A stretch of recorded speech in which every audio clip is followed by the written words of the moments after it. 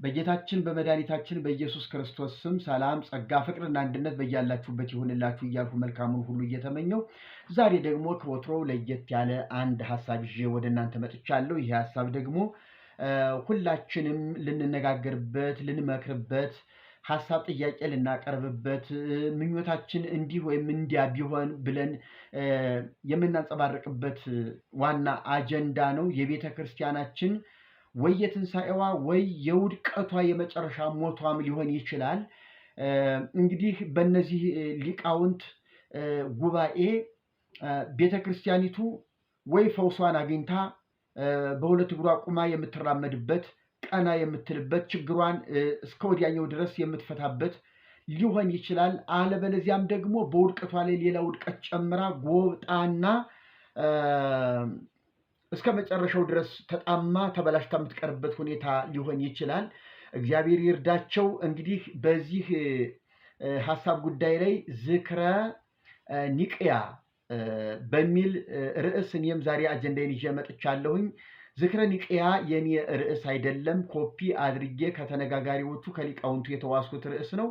እንግዲህ በኢትዮጵያ ኦርቶዶክስ ተዋሕዶ ቤተክርስቲያን ከመላ ሀገሪቱ በሚያስብል ደረጃ ተመራርጠው ትልልቅ ሊቃውንት የተባሉ ከገሌ እገሌ ይሻላል፣ ከገሌ እገሌ ይበልጣል፣ ከገሌ እገሌ የተሻለ ሐሳብ አለው በሚል ምልከታ ትልልቅ ሊቃውንት ከመላ ሀገሪቱ ተሰባስበው በኢትዮጵያ ኦርቶዶክስ ተዋሕዶ ቤተክርስቲያን ጠቅላይ ቤተ ክህነት አዳራሽ ከአንድ ወር በኋላ ስብሰባ ያደርጋሉ። ይህ ስብሰባ እጅግ ወሳኝ ነው። እስካሁን ድረስ ለመጣችበት ከባድ ምስቅልቅል ላለ ጉዞ ከዚህ በኋላም ደግሞ ከፊት ለፊቷ ለተደቀነው እጅግ ከባድ ፈተና መፍትሄ የሚሆን የባለፈውን አቧራ አራግፋ ከዚህ በኋላ ደግሞ ዳግም በዚያ ውድቀት ላትወድቅ ራሷን አጽድታና ተመልክታ የምትቆምበት እጅግ እጅግ ወሳኝና ወሳኝ የሆነ ጉባኤ ነው ዝክረ ኒቅያ። ርዕሱ ጥሩ ነው፣ ያነጋግራል። እጅግ ወሳኝ የሆኑ ዶክትሪናል የሆኑ ነገሮች ሳይቀሩ የሚፈተሹበትም ይሆናል። እንደ ርዕሱ ሲታይ ዝክረ ኒቅያ ለምን ተባለ ከተባለ እንግዲህ እኔም እንደ ቤተ ክርስቲያን ልጅነቴ ይሄ ርዕስ ለእኔ ግልጽ ነው። የኒቅያ ጉባኤ ምን እንደነበረ መረዳትና ማወቅ ነው። ያንን መታሰቢያ በማድረግ አጀንዳውም ያንን በሚመስል ሁኔታ ልንወያይ ቀጠሮ ይዘናል እያሉን ነው። ስለዚህ የኒቅያ ጉባኤ ዋናውና አንገብጋቢ ወሳኙ ወልድ በመለኮቱ ፍጡር ነው የሚለውን የኑፋቄ ትምህርት መርምሮ አይቶ ቢቻል ሰውየውን አስተምሮ ሕይወቱን ለማትረፍ፣ እምቢ ካለ ግን ቤተክርስቲያን በዚህ ትምህርት እንዳትጎዳ ግለሰቡን ከነትምህርቱ ከቤተክርስቲያን መለየትና ማግለል ነበረ ያ ስብሰባ። እንግዲህ ዝክረ ኒቅያ ከተባለ ይህ ጉባኤ ምናልባት በስነ መለኮት፣ በምስጢረ ሥላሴ፣ በምስጢረ ሥጋዌ፣ በምስጢረ ትንሣኤ ሙታን በእነዚህ ወሳኝና ቁልፍ ትምህርቶች ላይ ችግር ካለ ራሷ ቤተክርስቲያኒቱ የፈጠረችው በቤተ ክርስቲያን ውስጥ ያለ የቤተ ክርስቲያኒቱ ትምህርት ሆኖ የቆየ የኖረ ጸረ ምስጢረ ሥላሴ፣ ጸረ ምስጢረ ሥጋዌ፣ ጸረ ምስጢረ ትንሣኤ ሙታን የሆነ ትምህርት ካለ ያንን ነቅሎ ለመጣል ሌላ መሰል ትምህርትም ወደፊት እንዳይገባ በብቃትና በንቃት ለመጠበቅ የሚያስችልና ለዚህ የሚያበቃ እጅግ ወሳኝ ስብሰባ ነው ማለት ነው ዝክረ ኒቅያ። የወቅቱ ዝክረ ኒቅያ ምን አጀንዳዎችን ሊፈትሽ ይችላል ከተባለ በርካታ ጉዳዮች አሉት። ለምሳሌ ምስጢረ ሥጋዌ፣ ምስጢረ ሥላሴ ሊፈተሽ ይገባዋል። ምስጢረ ሥጋዌ ማለትም የኢየሱስ ክርስቶስ ፍጹም አምላክነትና ፍጹም ሰውነት በቤተ ክርስቲያኒቱ ምንም እንኳን የታወቀና የተገለጠ ትምህርት ቢሆንም በተደረገው የቤዛነታችን ጉዳይ ግን ቤተ ክርስቲያኒቱ ወድቃለች። ቤዛ ያለቻቸው በርካታ በገድላትና በድርሳናት ውስጥ የሚገኙ የኑፋቄ ትምህርቶች አሉ። በዜማ መጻሕፍቶች አሉ። ምስጢረ ሥላሴን ልትፈትሽ ይገባታል። የሥነ ፍጥረት ባለቤት እግዚአብሔር አብ፣ እግዚአብሔር ወልድ፣ እግዚአብሔር መንፈስ ቅዱስ ሆኖ ሳለ እንደ እግዚአብሔር የዘላለም አማልክት ሆነው እየተወደሱ እየተቀደሱ ያሉ እግዚአብሔርን የተኩ ፈጣሪዎች እንዳሉ በገድላትና በድርሳናት ውስጥ አሉ። ይሄንን ደጋግመን ተናግረናል። እነ ድንግል ማርያም ሰማይና ምድርን ብቻቸውን እንደፈጠሩ፣ እነ ቅዱስ መርቆሬዎስ ምድርን በአበቦች ያስጌጠ፣ ሰማያትን በከዋክብት ያስጌጠ፣ ምድርን በአበቦች ያስጌጠ፣ ለሰው ልጆች ቤዛ ሊሆን በመስቀል የተሰቀለ እየተባለ ተወድሷል፣ ፈጣሪ ተደርጓል። ሌላም በርካታ ችግሮች ይፈተሻሉ። ስለዚህ ምስጢረ ሥላሴና ምስጢረ ሥጋዌ በደንብ ሊታይ ይገባዋል። ጠርቶና በርቶ የእግዚአብሔር አብ የሆነው ነገር የእግዚአብሔር ብቻ ሊሆን፣ የኢየሱስ ክርስቶስ የምስጢረ ሥጋዌ የሆነው ነገር ሁሉ ለኢየሱስ ክርስቶስ ብቻ ሊሆን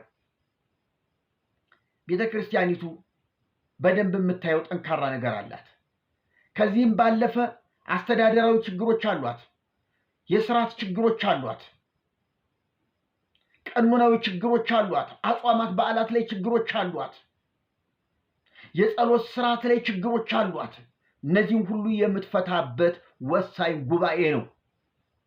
ዝም ብሎ የኒቅያ ጉባኤ ብሎ ተሽሎክልኮ በርዕስ ተወድሶ በርዕስ ተኮፍሶ ነገሮቹን ሳይነካኩና አለባብሶ መሄድ አይቻልም። ስለዚህ ወሳኝ ስብሰባ ነው ማለት ነው። እንዲያው አሉ እየተባልን እንደሌለን ተቆጠርን። እባካችሁ ብቅ ብለን እንዲያው የሆነ ስብሰባ እንደተሰበሰብን አስመስለን የሆነ ውሳኔ እንደወሰንን አስመስለን ስብሰባ ጀምረን ስብሰባ እንጨርስ የሚል የጭፍንና የደነዘዘ አመለካከት ከሆነ ግን ቤተ ክርስቲያኒቱን ሆነ ሊቃውንት ተብዬዎችን የበለጠ ይጎዳቸዋል፣ ያዋርዳቸዋል እንጂ እንዳሉ የሚያስቆጥራቸው አይደለም። ስለዚህ ሊጠነቀቁ ይገባል። እኔ በእግዚአብሔር ስም ነው የምለምናቸው እነዚህን ሰዎች አድርሱልኝ መልእክቴን፣ ይሄን መልእክቴን አድርሱልኝ እባካችሁ። ሁለቴና ሶስቴ መክረው አሁን ስብሰባ እስኪጀምሩ ድረስ ሁሉም ከየሀገራቸው መጥተው በአንድ ግቢ ተገናኝተው ስለ ስብሰባው እንዴትና ምን መሆን እንዳለበት ገና ያልጀመሩትን ስብሰባ ከወዲሁ መጨረስ አለባቸው።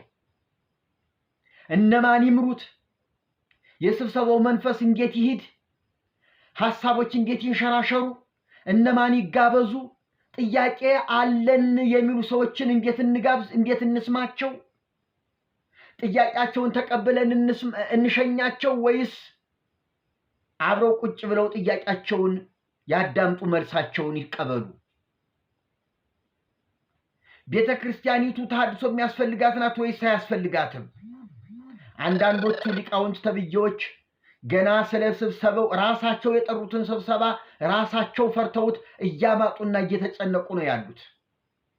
ምናልባትም በተለያየ ምክንያት ስብሰባው ላልተወሰነ ጊዜ ተራዝሟል ወይም ተሰርዟል እንዳይሉ እንፈራለን። እነሱ የፈሩትን ስብሰባ ግን እኛ ልናደርገው እንገደዳለን።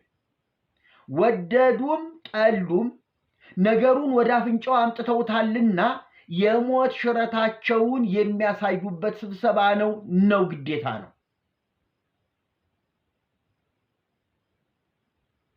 ይህንን አስረግጠን መናገር ይኖርብናል። ደንዝዞና ተኝቶ ያለው ሲኖዶስ ምን አጀንዳ ተይዞ እንዴት እንደሚወሰን ምንም የማያውቀው ሲኖዶስ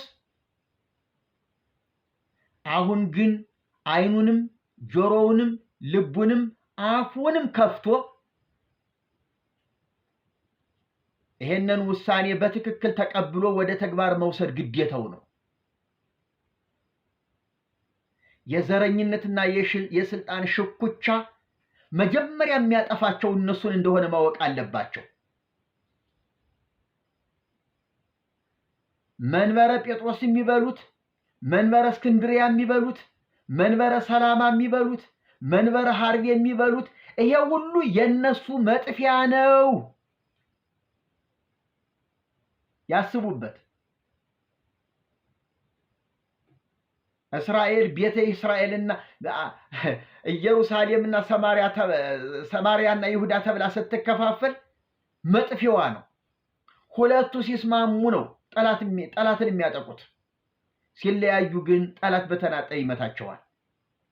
ስለዚህ የዚህ ቤተክርስቲያን መከፋፈል መንበረንትና መባባል መጥፊያዋ ነው እንጂ ሌላ አይደለምና ይሄንን ነገር ቢያስወግዱት ጥሩ ነው። ከዚያ ይልቅ አንድ መንበር ብቻ ይዘው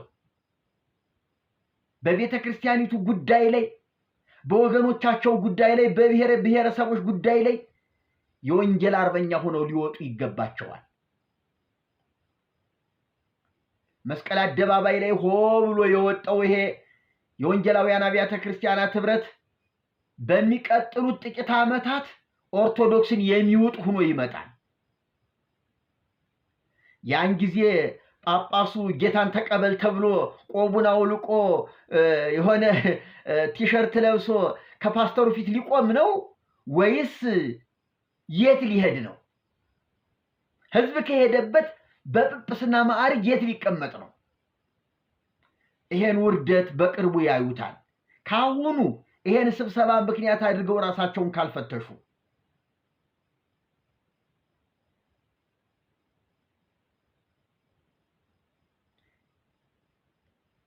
ወይ መጥፊያ ነው ወይ ትንሣኤ ነው።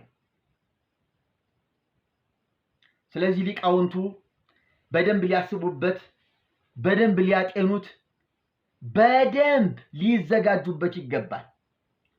ተሐድሶ የተባለውን ቡድን ልብ የሚያሳርፍ አደብ የሚያስይዝ ሊሆን ይገባል። እኛን ጸጥ የሚያደርግ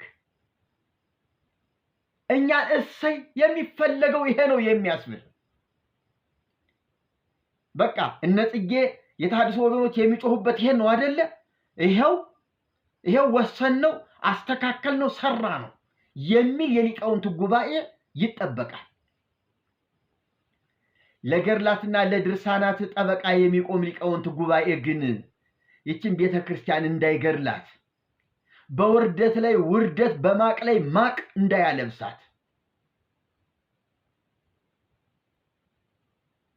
ከሐዋርያት ያልተቀበሉትን ገድልና ድርሳን ይዘው አቤት የፈጣሪ ያለህ ሞታቸውን እንዳያሳዩ። እኔ ከወዲሁ ለነሱ እየተሸማቀቅኩ ነው። እኔ ለነሱ ከወዲሁ እየተጨነቅኩ ነው። ምን ይወስኑ ይሆን እያልኩኝ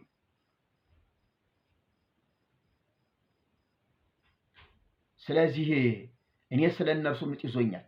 አባቶቼ እንዳይዋረዱብኝ፣ አባቶቼ እንዳያፍሩብኝ፣ አባቶቼ መሳቂያ እንዳይሆኑብኝ፣ ቤተክርስቲያኒቱ የመጨረሻዋን ሞት እንዳትሞትብኝ ስለነዚህ አባቶችን የምጥ ይዞኛል። ለመሆኑ ሊቃውንቶቿ ብዙ ናቸው። 318 ናቸው ተሰብሳቢዎች ተብለዋል። 318 እኮ የአዲስ አበባ አብያተ ክርስቲያናት በግማሽ የሚያክሉ ናቸው። የአዲስ አበባ ሁሉም ሊቃውንት ቢመጡ እኮ 318 ሳይሆኑ 300 ሺህም ሊሆኑ ይችላሉ። ስንት ሊቃውንት ሞልተዋል? በአንድ ደብር ስንት ሊቃውንት አሉ? ለመሆኑ ሊቃውንት የሚባሉት ተሰብሳቢዎቹ ምን አይነት ትምህርት የተማሩ ናቸው? በቤተ ክርስቲያን እኮ ብዙ አይነት ሊቃውንት አሉ። እነ ድጓ በጉንጩ አሉ፣ እነ አራት አይና አሉ፣ እነ መጋቤ ምስጢር፣ እነ መጋቤ ሐዲስ፣ እነ መጋቤ ብሉይ፣ እነ ምናምን አሉ። ለመሆኑ የድጓው መምህር በዚህ ሊቅ ነው። ያቋቋሙ መምህር በዚያ ሊቅ ነው። የቅኔው ሊቅ ነው። የቅዳሴው ሊቅ ነው። የዝማሬ መዋሥዕቱ ሊቅ ነው። የብሉይ ኪዳን ትርጓሜው ሊቅ ነው። የሐዲስ ኪዳን ትርጓሜ ሊቅ ነው። ለዚህ ስብሰባ የሚመጥኑና ስብሰባው የሚመለከታቸው እነማን ናቸው? እነ ድጓ በጉንጩ እንደው ይቀመጡ ይሆን አብረው ተጠርተው?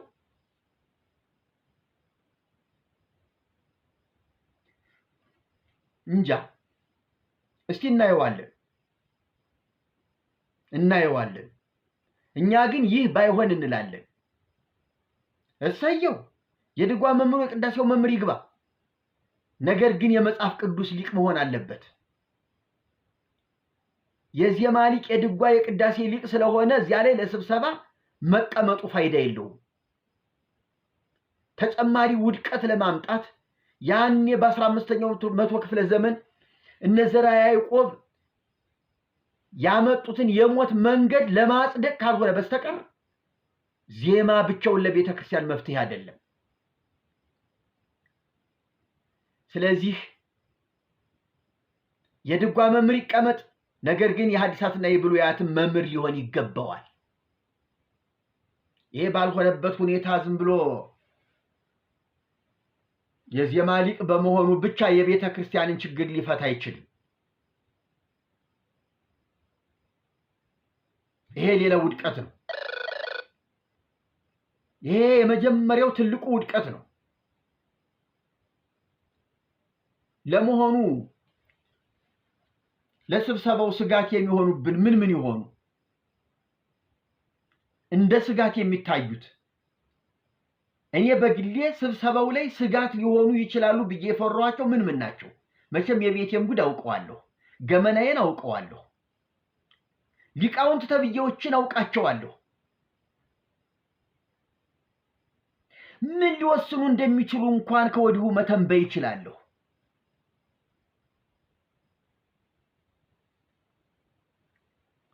አንድ ሁለት ሶስት ብዬ ያስዋቸዋለሁ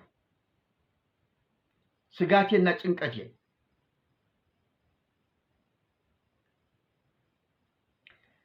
የሊቃውንቱ ትልቁ ፈተና ተበላላጭነት ነው ወይም ተፎካካሪነት።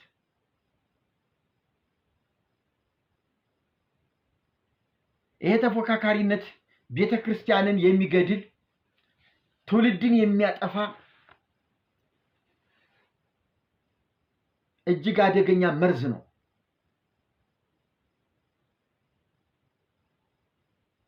ይኸውላችሁ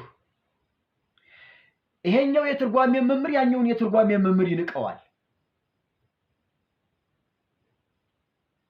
መልአከ ገነት ገብረስላሴ አወቀና ሊቀ ሊቃውንት አለቃ እያሌው ታምሩ ሁለቱም በአንድ ወቅት የነበሩ ተመሳሳይ ዕድሜ የነበራቸው ናቸው። ሁለቱም አራት አይና ነው የሚባሉት በትርጓሜ መምህርነት። አራት አይና ናቸው ሁለቱም። ከአንድ አካባቢ የተማሩ ከአንድ መምህር የተመረቁ። የሚገርም ነገር ነው። ልብ በሉልኝ።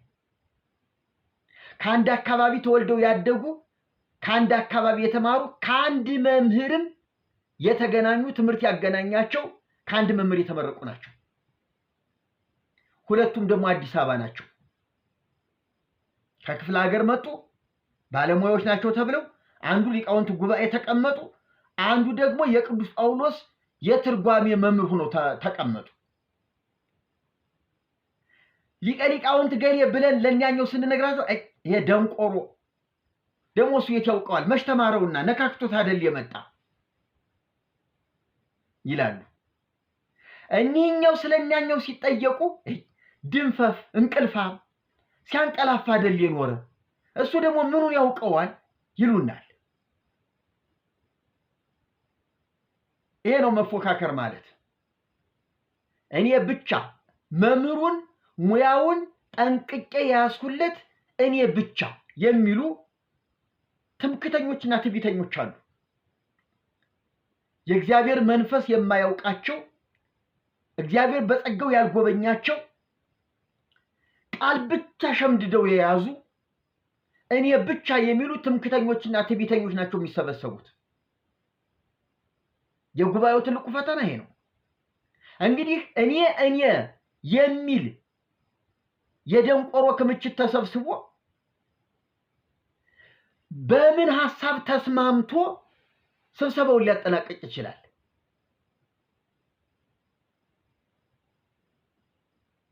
ገድላት ድርሳናት ላይ ችግር አለ ማለት እኮ አንዱም እንኳን አይናገርም።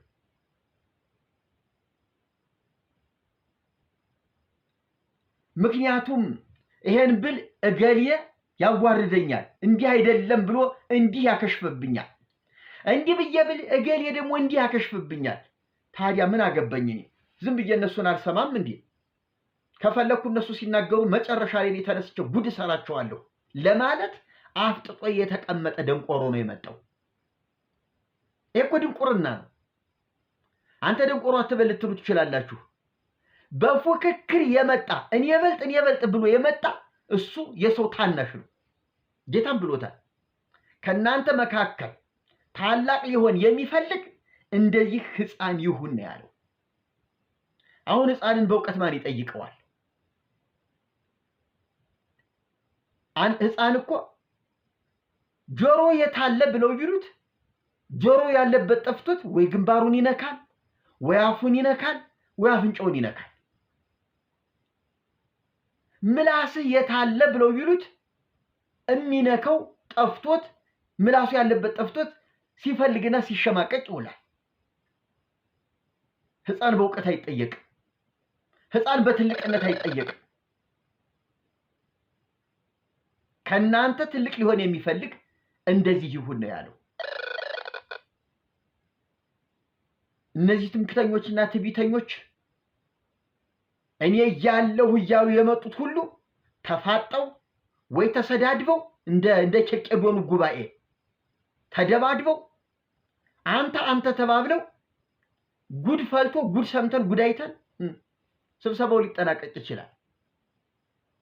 መጣ የተባለው ስብሰባ እንደ አቤሴሎም ንግስና እያንዳንዱ በየመጣበት መንገድ የሚሽለኮለኩበት ቀን ሊሆን ይችላል።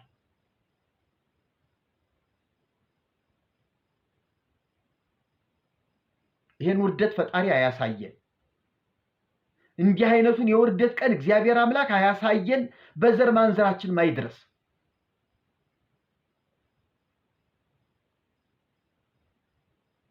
እኔ ብሎ ተኮፍሶ የሚመጣ እግዚአብሔር እኮ በእድሜ እንጂ በእውቀት የማይበልጣቸው የሚመስላቸው ደግሞ እኮ ጠንቋዮች ናቸው፣ ጋኔን ሳቢዎች ናቸው። ግርማ ሞገስ ደግመው መግረር የጸር አድርገው መድፈነ ጸር አድርገው አቃቤ ርዕስ አድርገው ባጋንንት ሰራዊት ተሞልተው ለስብሰባ ይቀመጣሉ። ስለ እግዚአብሔር ሊነጋገሩ 318ቱ ሊቃውንት እርግጠኛ ነኝ አንዳንድ ድግምት አለው።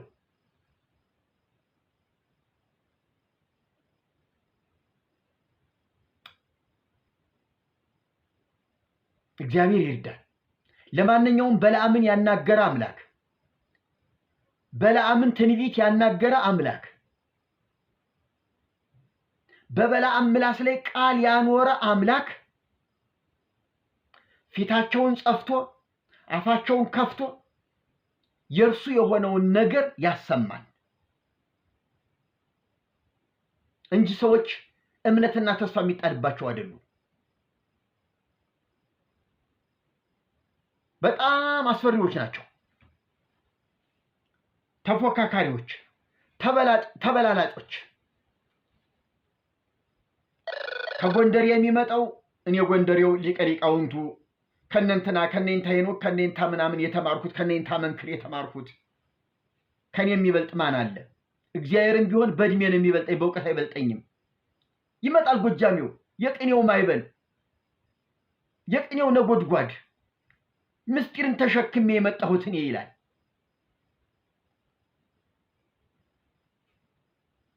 እኔ የጨጎዴው እኔ የዋሸረው እንዲህ የተማርኩት ምንም የቀረኝ ነገር የሌለ ከኔ የሚበልጥማ ማንም የለም። ሁልሽም ከእግሬ ስር ቁጭ ብለሽ እኔ የምላትን ስሚ። እኔ ከተናገርኩ በኋላ የኔን ሐሳብ ለመቀልበስ እንኳን ለመቀልበስ አይደለም የኔታ እንዳሉት ብሎ እንኳን ሐሳቤን ደግፎ የሚናገር አልፈልግም። እኔ ተናገርኩ የመጀመሪያም ነኝ የመጨረሻም ነኝ ብለው ወስነው የሚመጡ ሰዎች ናቸው ስብሰባው ላይ የሚገኙት።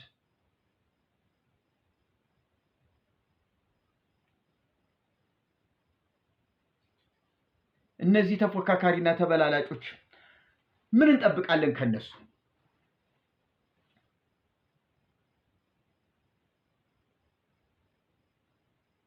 እኔ እንግዲህ መልእክቴ በተከታታይ የሚቀርብ ይሆናል። ሌላው ከዚህ ጉባኤ ምን ይጠበቃል? ምን ይጠበቃል ስላችሁ የሚመጡት የሚጠሩት እነማን ተመርጠው እነማን ሊቀሩ ነው? ይሄ አንዱ ትልቁ ፈተና ነው። ሲጀመር እገሌ ተጠርቷል ሲባል እኔ ለምን ቀረሁ ብሎ ሳይጠራም የሚመጣል። እኔ ከነገሌ በምን አንሸ ለምን ጎደልሁ? ይሄ ዘረኝነት ነው፣ ሙስና ነው፣ ምናምን ነው። ደንቆሮ ተሰብስባችሁ ምን ልትወስኑ ነው? እኔ የሌለሁበት ስብሰባ የሚል ለምን ቀረው የሚል አይነ ፈጣጣ ጀግና አለ። የተጠራው ደግሞ ለኢትዮጵያ ለቤተ ክርስቲያኒቱ ያለኋት አይንን ስለሆንሁ ያለ እርሶ ስብሰባው አይጀመር አይጨረስ እባክዎ ይምጡ ተብዬ በክብር ተጠራሁ እያለ ጥሩምባ እየነፋ ይመጣል።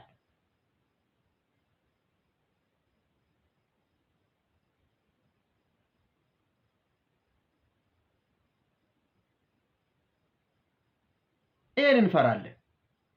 ስለዚህ 318 ሊቃውንት በኢትዮጵያ ያሉት አይደሉም ማለት እነዚህ ብቻ አይደሉም። ሁልቆ መሳፍርት የላቸውም። በርካታ ሊቃውንት አሉ።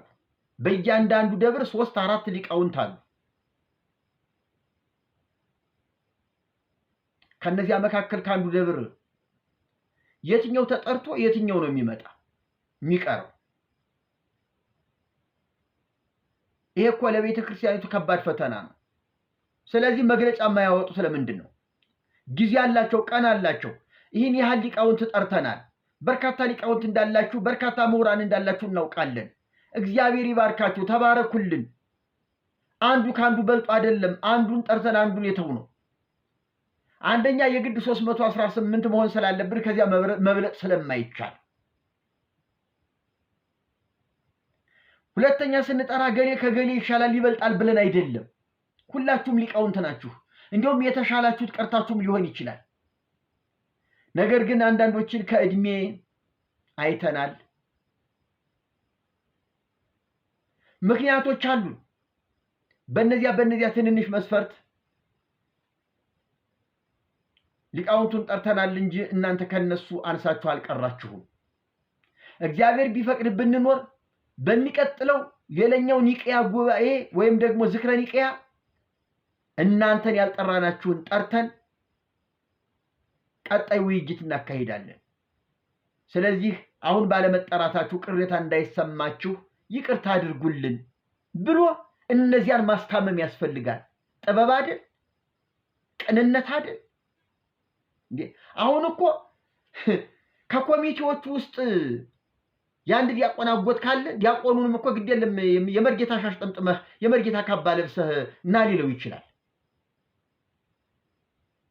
አሁን ለዚህ ስብሰባ የሚመጥን እንዲህ አይነት የዘረኝነት ክፋት ነው። ዲያቆኑም ደፋር ነው፣ ሊገባ ይችላል። ቄሱ ደፋር ነው፣ ሊገባ ይችላል። መነኩሴው ምንም እውቀት ሳይኖረው ፎርጅድ የውሸት ደብዳቤ ይዞ የእንትን መምህር ነኝ ብሎ ሊገባ ይችላል። ቤተ ክርስቲያኒቱ እኮ የምናምንት የመጠራቀሚያ መታጎሪያ እኮ ናት።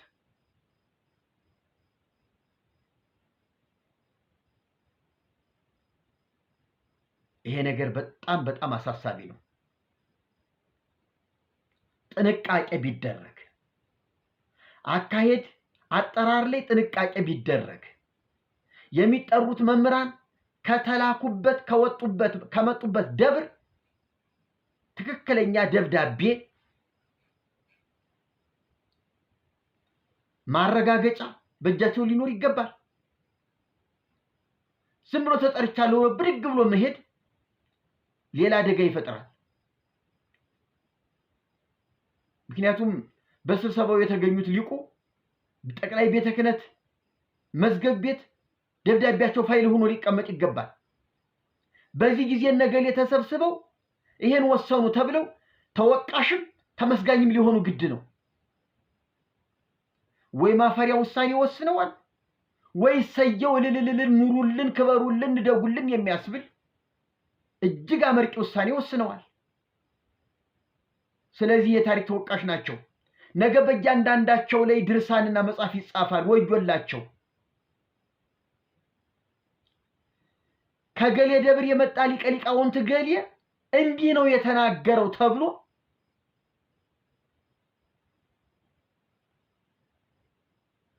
ያሳፍራል። የሞት ሽረት ስብሰባ ነው። ለክብሩ ሲል ቢያንስ ለእግዚአብሔር አይደለም፣ ለክብሩ ለስሙ ሲል እውነቷን ፍርጥርጥ አድርጎ መናገር አለበት።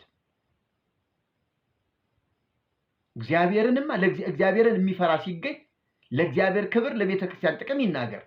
ቢያንስ ግን ለራሱ ክብር ሲል መናገር አለበት።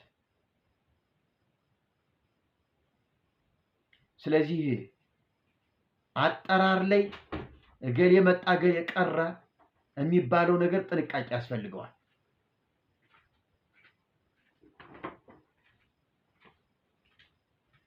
ለምን የኔታ ገሌ ቀሩ፣ ለምን የኔታ ገሌ እንዲመጡ ተደረገ የሚለው በልዩ የመበላለጥ መንፈስ የተሳሳተ ትርጉም እንዳይሰጠው የተሰየሙት ኮሚቴዎች ይህንን በጥንቃቄ ጀምረው በጥንቃቄ መፈጸም አለባቸው።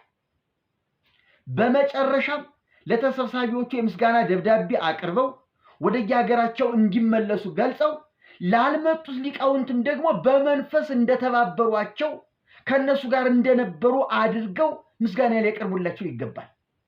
ይሄ ጤናማ አካሄድ ነው።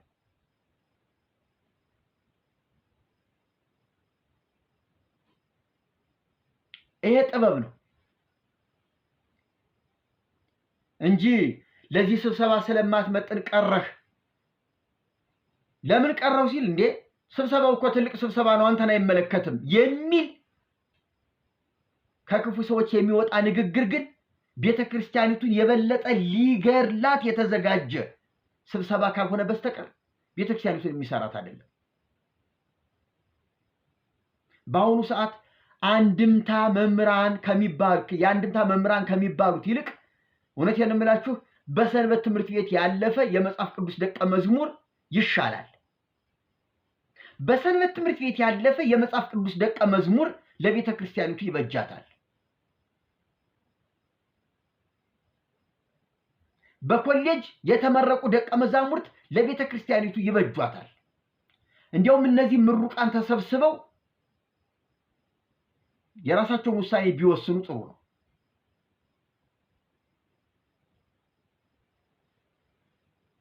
ሌላው የዚህ ስብሰባ ውጥረት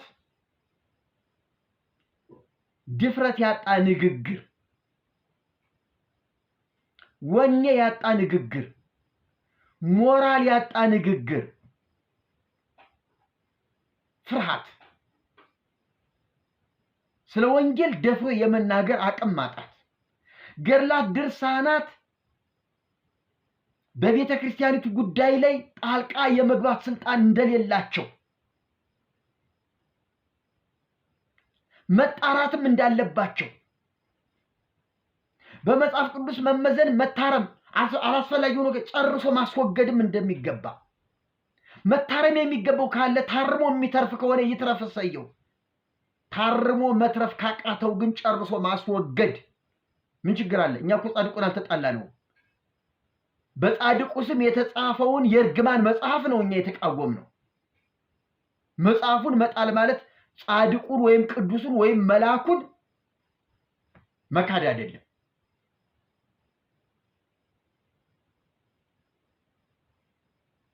ስለዚህ ድፍረት ሊኖር ይገባል ማለት ነው።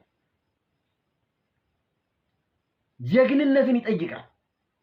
ከቤተሰቦቼ፣ ከአካባቢ፣ ከምናምን ከቤተ ክርስቲያን መከራ ይመጣል ብለህ ፈርተህ፣ ስደት ይመጣል ብለህ ፈርተህ የተልመጠመጠ ውሳኔ ብትወስን እሳቱ ባንተ ላይ ይነዳል። እውነቴን ነው። እውነቱን ተናግረህ ብትመሰገን ይሻልሃል፣ ብትሰደድ ይሻልሃል። አንተን የሚቀበል ደግሞ አይጠፋም። ተሰደድ። ከቤተ ክርስቲያኑ አገልግሎት የምታቆመው እንጂ ከቤት የሚያፈናቅል የለም እንዴ! ኢየሱስ ክርስቶስ ይብለጥብህ፣ ወንጌል ይብለጥብህ። አርሰህ ነግደህ ብትበላ ይሻልሃል ከእንዲህ አይነት አውሬ ከሆነች ውዳቂ ከሆነች ቤተ ክርስቲያን ውስጥ የወደቀ አገልግሎት ይዘህ አንገትህን ደፍተህ መኖር የለብህም። ወስን፣ ድፍረት ይኑርህ። ሊቃውንቱ እያንዳንዱ በነፍሱ ተወራርዶ ሞት ይሻለኛል፣ እንዲህ አይነት የማይረባ ውሳኔ ከመወስን ሞት፣ ስደት ይሻለኛል የሚል ሐዋርያዊ ውሳኔ ይጠበቃል።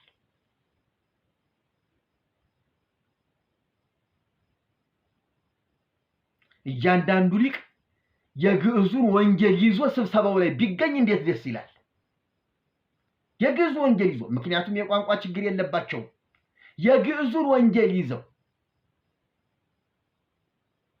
ቢፈልጉ አማርኛውን ይጨምሩት፣ ቋንቋቸው ነው። ምን ችግር አለ? አማርኛስ ቢሆን ውበት ያለው በእነሱ አንደበት አይደል? የበለጠ ግን ህይወታቸው የሆነው ግዕዙ ነው። ይነጋገሩበት፣ በግዕዙ ቤተክርስቲያኒቱን ይፈትሿት።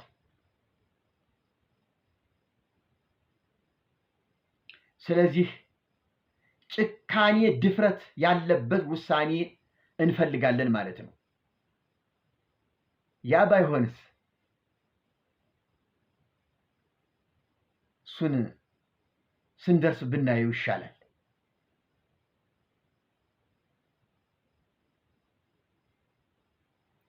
መፈራራት አለ። አሁን ውጥረቱ፣ ድፍረት ማጣቱ መፈራራቱ ነው። እንዲህ ነበረ፣ ነገር ግን እንዲህ ብዬ ብል እንዲህ አድርገው ይተረጉሙብኛል፣ ተሐድሶ ይሉኛል፣ ከኔ ገሌ ጋር ተነካክቷል ይሉኛል፣ ፕሮቴስታንት ይሉኛል፣ የሆነ ቅባት ጸጋ ወይ ካራ ይሉኛል። ወንጌል ያለውን ካልህ ምንም ይበሉ ምንም፣ አንተ የክርስቶስ ነህ።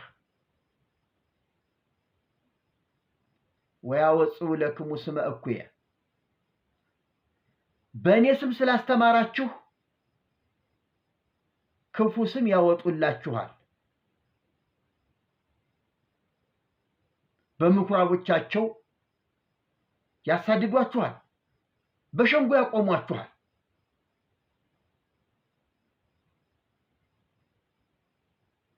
ስለዚህ እናንተ ደስ ይበላችሁ፣ ዋጋችሁ በሰማይ ታላቅ ነውና ዝለሉ።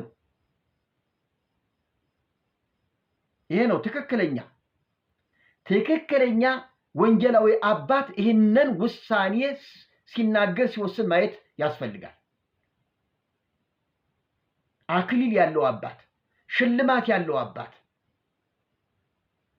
ዛሬ ቤተክርስቲያኒቱ ቅዱሳን ብላ የምታከብራቸው እነዚህ ሁሉ እኮ ክርስቶስን አክብረው በክርስቶስ ስም ሙተው ነው፣ ሌላ አይደለም። ስለዚህ እናንተ እኮ እነሱን መሆን ትችላላችሁ። ዛሬ የእናንተ ተራ ነው። ዛሬ ጊዜው የእናንተ ነው። አንተ ጊዮርጊስ ልትሆን፣ አንተ ሰማዕት መርቆሬዎስ ልትሆን፣ አንተ ገላውዲዮስ ልትሆን፣ አንተ ሌላ ጻድቅ ልትሆን፣ ጊዜው ያንተ ነው። ተረኛ ነህ አንተ። አትፍራ። ለዚህ ቤተክርስቲያን ታዳጊዋ አንተ ነህ። እግዚአብሔር አንተን ይፈልግሃል።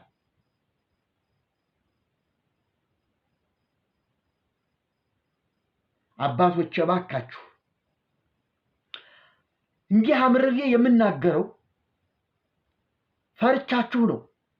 አመኔታ አጣሁባችሁ፣ ጨነቀኝ።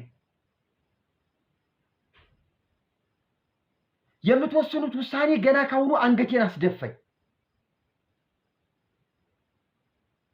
ገድል ይጠቀሳል አለ አሁን ሰሞኑን አንዱ ሊቀ ሊቃውንት የተባለው ሰው አብርሃም ሶርያዊ አንድ ጥያቄ ተጠይቆ ያ ጥያቄ ከብዶት ስሞን ከሚባል ባይታዊ ጋር ተነጋገረና ተራራው እንዲነሳ አደረገ። አባቶች አድርገውታል። ለምን አባቶች?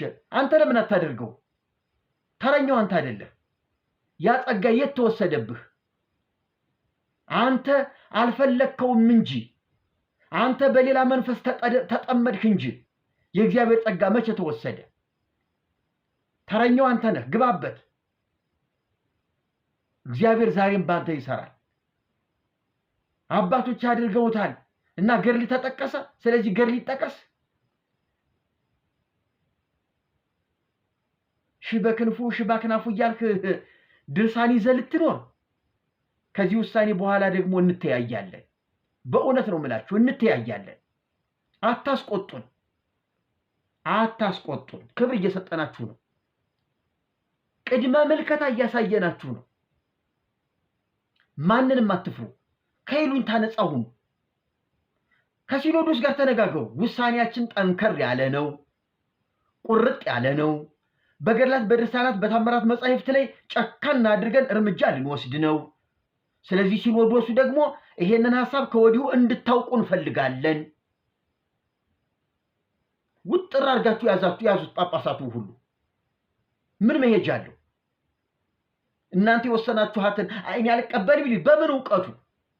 ምን ዕውቀት አለው?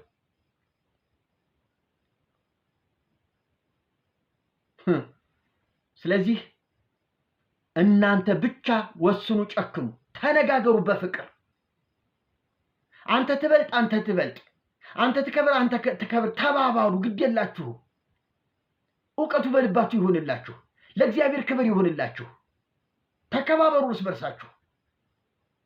ወንድሜ ወንድሜ ተባባሉ። የኔታ ገሌ ይናገሩ እያላችሁ ጋብዟቸው።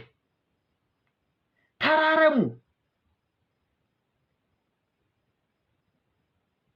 ከተሳሳተ አንዱ ሊቃወመው መብትና ስልጣን ይኖረው። ልዩነት ስላለ የእምነት ልዩነት እንዳለ ያህል አትጣሉ።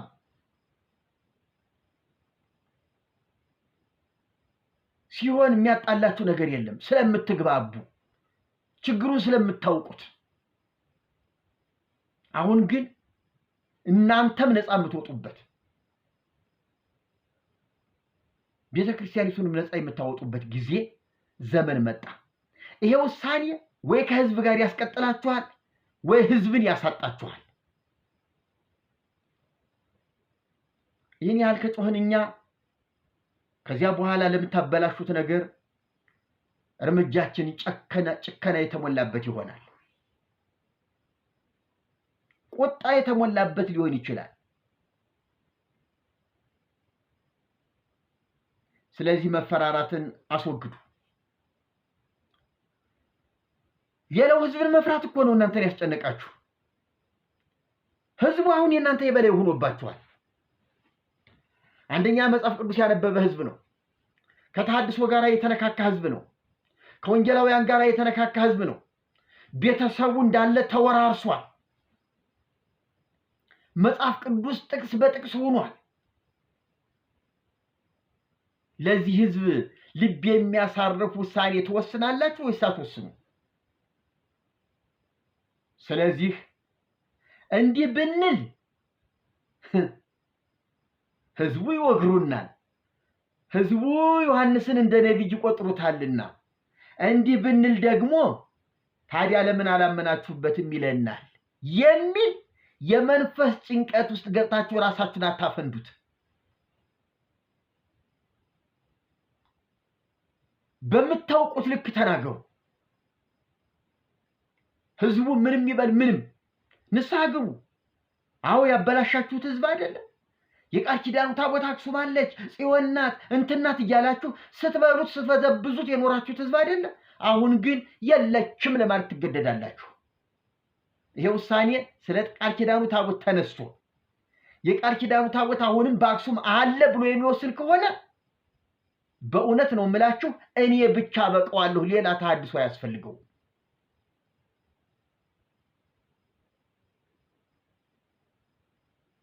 በጻድቃን በሰማዕታት ስም ጽላት መቅረጽ አግባብ ነው ብሎ የሚወስን ከሆነ ፍትሐ ነገሥት መጽሐፍ መመሪያችን ነው የሚል ከሆነ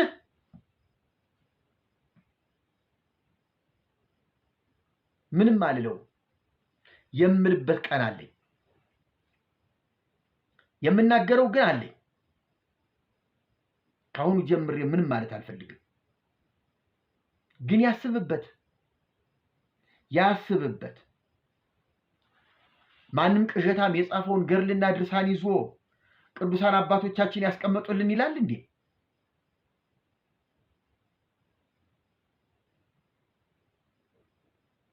ስለዚህ ህዝቡ ያለውን ይበላችሁ፣ ምንም ይበላችሁ፣ ድንጋይም ይዞ ይምጣ፣ ዱላም ምንም ይዞ ይምጣ፣ በጸጋ ተቀበሉት። ለእናንተ ንስሐችሁ ነው፣ ጽድቃችሁ ነው፣ በረከታችሁ ነው። እግዚአብሔር ይቅር የሚልበት መንገድ ነው። ከእግዚአብሔር ጋር ታረቁ። አሁን በቃ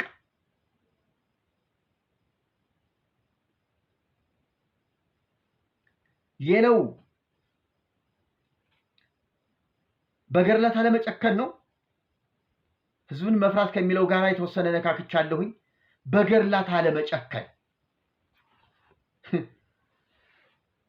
በነገራችን ላይ ትርጓሜ ወንጌል አብዛኛው ከየገድሉ ከየድርሳኑ ተጠቅሶ ታሪክ እየተባለ የገባ ነገር አለ። ከገድሉ እኮ ነው እንደ አባ ገሌ፣ እንደ ቅዱስ ገሌ፣ እንደ እንትና ገሌ እየተባለ ከገድለ ተክለ ሃይማኖት፣ ከገድለ ምናምን፣ ከገድለ ፊቅጦር፣ ከመጽሐፈ መነኮሳት እየተጠቀሰ አንድምታው ውስጥ ገብቷል። ለአንድምታ ወንጌል ማጠናከሪያ ገድላት ድርሳናት ገብተዋል። ወንጌል ለራሱ ብቁ መሆን አቅቶት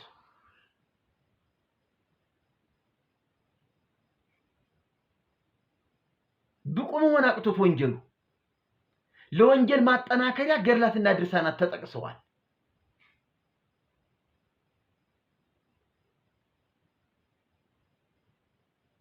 አሁን ጉድ መጣ። ወይን ስብሰባ ባትነካኩት ከመጀመሪያው ባይታሰብ። አሁን ግን ገብታችሁበታልና ግዴላችሁም በእግዚአብሔር ፊትም በሰው ፊትም ንስሐ እንግባ፣ ይቅርታ እንጠይቅ፣ ጥፋታችንን አምነን ማስወገድ ያለብንን ነገር እናስወግድ ብላችሁ ቆርጣችሁ ግቡበት። ያው እግዚአብሔር በሚያውቀው እውነቴን ነው፣ የሚያዋጣው ይሄ ብቻ ነው። ቤተክርስቲያኒቱን እናንተ ብትመሯት ይሻላል። አሁን ካሉት ጳጳሳት ከነ አቡነ ማትያስ ከነ አቡነ እንድርያስ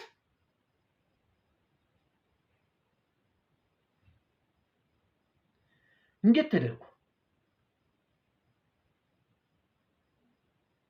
የያዙት መስቀል ዓላማው ምን እንደሆነ እንኳን የሚያውቁ አይመስለኝም። አልፈርድባቸውም። ሊበሉ መነኮሱ፣ ፖለቲካ አምጥቶ አስቀመጣቸው። በቃ ጆሮ የሌለውን ስራ ናቸው። አሁን እነሱ ጆሮ የሌለውን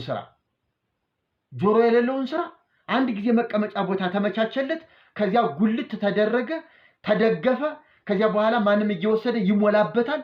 መሸከም ብቻ እንጂ አቦታ ቦታ አይንቀሳቀስም። ይሄ ጆሮ የሌለውን ስራ እዚያው ነው ዝም ብሎ የሚሞላበት። በቃ አፉን ከፍቶ ዝም ብሎ ተቀምጧል።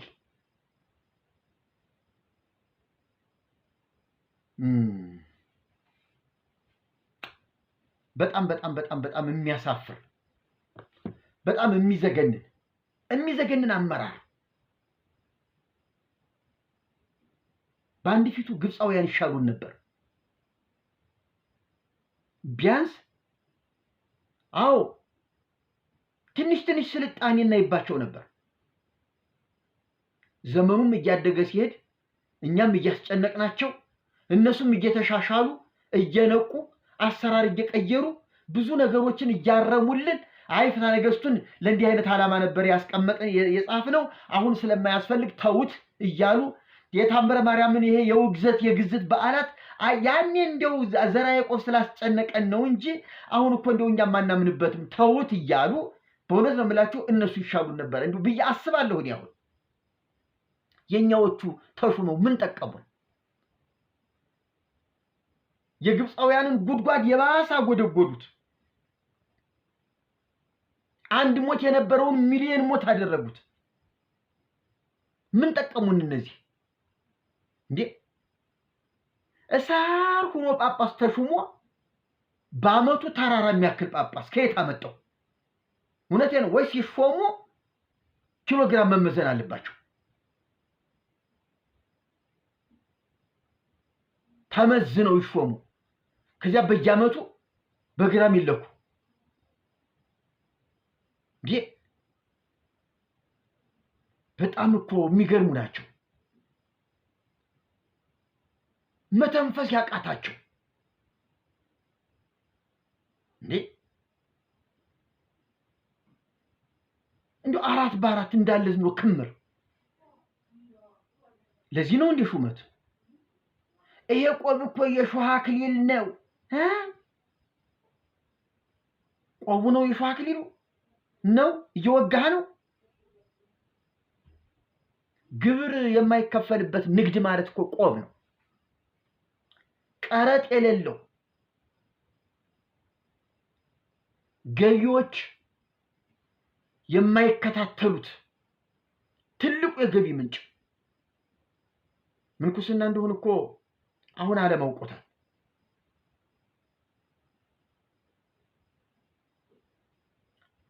ስለዚህ ሊቃውንቱ የተባላችሁት እናንተ አሁን ቤተክርስቲያኒቱን በስነ ስርዓት በመያዝ እንዲያውም ብትችሉ ጠንከር ያለ ሊቃውንት ጉባኤ እየመረመረ መጻሕፍትን እየመረመረ የሚጣለውን እየጣለ እንደ ቅዱስ አትናቴዎስ እኮ ያኔ ባሪዎስ ጊዜ ቅዱሳት መጻሕፍትን አዲስ ኪዳንን ከየሀገሩ ሲያሰባስብ ከየተጻፉበት ሀገር ሲያሰባስብ እኮ በርካታ የስተት ወንጌላት በርካታ የስተት መልእክታትን አግኝቷል። ኢየሱስ ክርስቶስ የእግዚአብሔር ልጅ እንደሆነ የማይገልጡ የኑፋቄ መልእክታት እኮ በነ ጳውሎስም በነ በርናባስም በነ ጴጥሮስም ተጽፎ ተገኝተዋል። እነዚያን እኮ ነው እየወረወረ እያቃጠለ ይጣላቸው።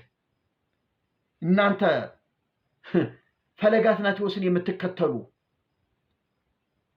የአትናቴዎስን ጸሎት ሃይማኖት የምትደግሙ እናንተ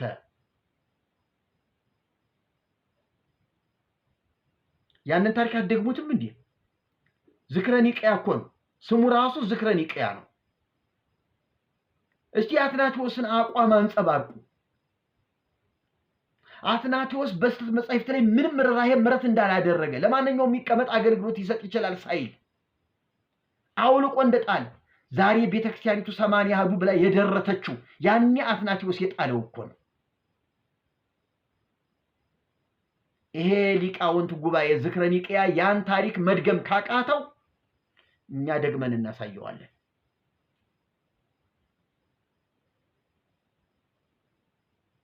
ይሄንን ነው ማሳሰብ የምፈልገው። በሌላ ይሄን በሚመስል ፕሮግራም እንደገና እመጣለሁ። ገድለ ክርስቶስ ሰምራ ባለበት ይቀጥላል። እግዚአብሔር ይባርካችሁ፣ ጸጋውን ያብዛላችሁ። ይሄን ፕሮግራም ለሌሎቹ እንዲተላለፍልኝ እንዲዳረስልኝ ወንጌላውያን የተሐድሶ ወንድሞች እህቶች በርከት ብሎ እንዲታይ አስተያየት ጻፉ። ህዝቤ አስተያየታችሁን ገንቢ ሆነ አግደል ወደ ስድብ አትሄዱ። እንዴው ለስድቡን ይበቃችኋለሁ ካስፈልገ በእኔ ያምራል። ምን ትጠብቃላችሁ እናንተ? እስቲ እንዴው አስተያየታችሁን አስቀምጡ። ከዚህ ስብሰባ እንዴው ምን ትጠብቁ ይሆን? ፍሬ አልባ ፍሬ የሌላት በለስ ሆኖ ነው የምታገኙት ይሆን? ኢየሱስ 2 3 ተመላልሶ ፍሬ ያጣባት ያቺ ጠባቂ የተመደበላት እንክብካቤ የተደረገላት ያቺ ተክል እሷ ይሆን ቆርጠ ጣላት የሚባልበት ጊዜ መጥቶ ይሆን?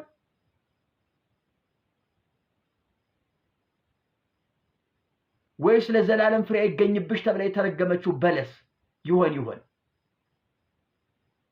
ወይስ በፍሬ የተጥለቀለቀች ለጌታዋ ፍሬ አፍርታ የምትገኝ መልካም መዓዛ ያላት እውነተኛ የሐዋርያት የችግኝ ዛፍ ሆና የምትታይ ቤተክርስቲያን የምናይበት ውሳኔ ይሆን? እስቲ ግድ የላችሁም ጻፉ። ፍርሃት ወይስ ደስታ ይሰማችኋል? እግዚአብሔር ይባርካችሁ፣ ተባረኩልኝ። ግን ጸልዩ።